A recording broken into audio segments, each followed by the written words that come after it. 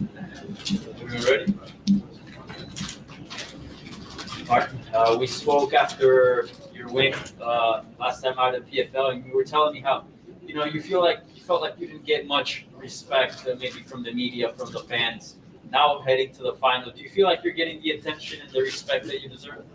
Yeah, I'm feeling absolutely getting more attention and more respect about this final.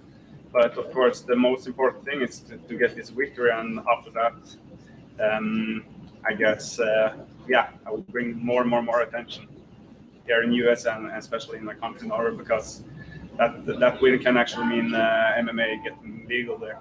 Yeah. And you live in Norway, right? Yeah, I live in Norway. And where did you do this training camp? I did every training in Norway in this preparation, so back home. Okay. I don't know what the COVID situation is there, but has there been any roadblocks or any difficulties to train and prepare? No, for top athletes, it's always been open, but I think the country was getting open for like 1 month ago. So now it's nothing special. It's just another day. Yeah. And I know obviously the title, the $1 million prize, that's all good. But I think from the feel that I get from talking to you previously, you also want people to recognize the work that you put in and the talent that you are in the sport. How important is that as well, the sort of the prestige that comes with winning a title? Because I've done sport for so long time, and it's been a lot of ups and downs the whole career, and especially from wrestling.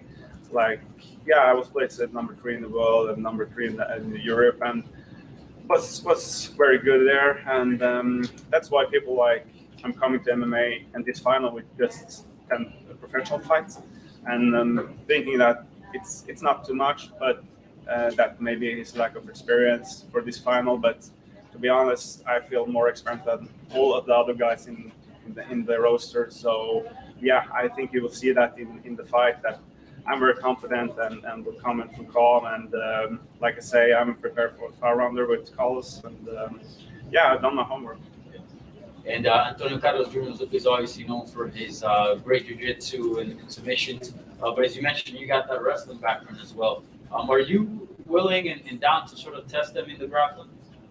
Yeah, I believe that when you take wrestling in MMA, it's different, and if you take grappling in MMA, it's different. So when we can add punches and stuff, then absolutely I will grapple with him. But if it was just a grappling competition, that will be hard, of course. And if he comes to a wrestling competition with me, it will be hard for him. So you will see a mixed fight from my side. You brought up how it's so important for you in this tournament, not just for yourself, but for your home country, since MMA is legal over there. Why do you feel so passionate about that? Bringing a title over there could inspire others to say we need this to be legalized. Because I come from Olympic sport, that's very respected over there, and MMA have been little like people think it's criminal, people that doing this, but they have to see that the politics have to see that we are actually top athletes. We do our nutrition good, we're doing the recovery good, we're doing the training good. We go all in to make good results, and I believe that young kids and young people, that this sport can help them very much on the way to not just succeed in sport, but in the life, generally in the life. And there are kids who will be watching this and they'll be seeing you, countrymen, fighting for the title. What would you want to tell them for those who do want to do in this career path but are afraid because of the legal laws there? Can you repeat that? For the kids who will be watching you do this fight, what words of advice would you give them as they watch you for this fight? I think it's good to have structure in life, and the best sport to actually do that it's in MMA. So you can learn wrestling, you can learn grappling, you can learn all the aspects of the game. And I believe how you respect other people, how you see on the coaches, how you see on the teammates. It's very, very important for life. Winning the title and bringing it back to your home country, do you think that'll help sort of change the perception of the sport and help it become legal?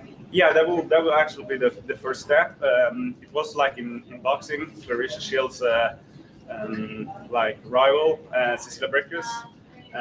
She did that. Boxing was illegal, and she brought home some good fights and championship belts, and that started the talking. So the politicians started to talk, and yeah, as I see it, it's the first step. Then of course probably this championship and the next season with the good result and to keep up the speed for the fighting. So I believe that actually will be the first step to make it legal, and I believe I'm the man to do that. Marthin, I talked to your teammate Jack Hermanson recently, and he had a lot to say about you. Can you kind of describe kind of what goes on in the gym and what the relationship is like between you two and how you guys have made each other better over time? You know, Jack was the first guy that I reached out to when I was wrestling because I always wanted to go to MMA. So it was back in 2015.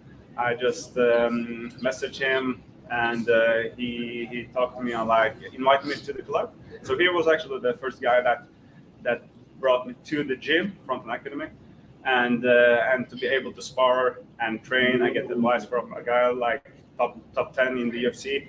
It means a lot, and that also brings confidence to my game because I know that if I can hang out with him in the training and keep going with him, and I see the guys he have been beaten. So yeah, I believe that also it's a big part of who I am today. So yeah, a very good guy.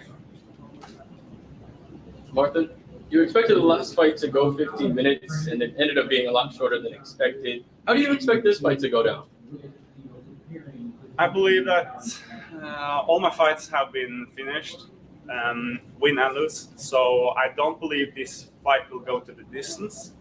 I need to be prepared for the head for 25 minutes, but I don't see it goes any longer than round 4. I actually don't.